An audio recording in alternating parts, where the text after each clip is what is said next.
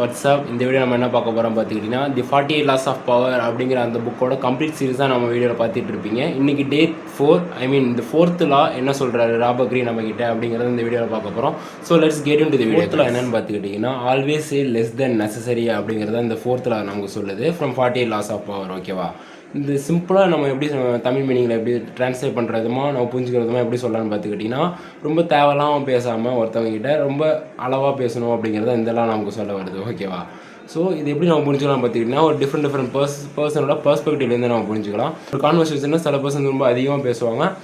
அந்த பர்சன்ஸ் என்ன தான் வேல்யூபிளான வேர்ட்ஸை பேசினாலுமே அவங்க லிசன் பண்ணுற பர்சன் வந்து லிசன் பண்ணுவாங்கன்னு கேட்டால் லிசன் பண்ண மாட்டாங்க. உங்களுக்கு கொடுக்க வேண்டிய வேல்யூவை உங்கள் வேர்ட்ஸை வேல்யூ பண்ண மாட்டாங்க. ஸோ ஃபைனலாக உங்கள் மேலே இருக்க இன்ட்ரெஸ்ட்டும் போய்டும், உங்களை ரெஸ்பெக்ட்டும் பண்ண மாட்டாங்க அப்படிங்கிறது தான் மெயினான விஷயம். எப்போன்னு பார்த்துக்கிட்டிங்கன்னா நீங்கள் ரொம்ப அளவாக பேசாமல் ரொம்ப அதிகமாக பேசுவீங்க. ஓகேவா, அதே சில பர்சன்ஸ் இருப்பாங்க ரொம்ப கம்மியாக தான் பேசுவாங்க, ஆனால் அவங்க வேர்ட்ஸ் வந்து அதிகமாக இருக்காது, ரொம்ப வேல்யூபிளாக இருக்காது. ஃபஸ்ட்டு பர்சன் பேசுனதை விட ரொம்ப அதிகமாக இருக்காது.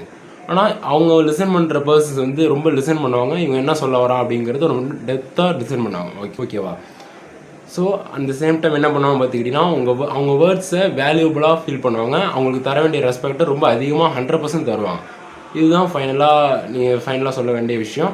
எப்போ அப்படின்னு பார்த்தீங்கன்னா ரொம்ப அதிகமாக பேசாமல் கம்மியாக பேசுகிறப்போ நடக்கிற விஷயம் இதுதான்.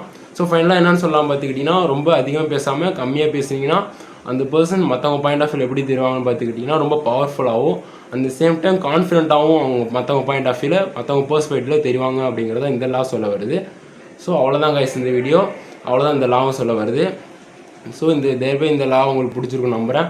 இந்த வீடியோ பிடிச்சா லைக் பண்ணுங்கள், உங்களுக்கு தெரிஞ்ச ஃப்ரெண்ட்ஸுக்கு ஷேர் பண்ணுங்கள்.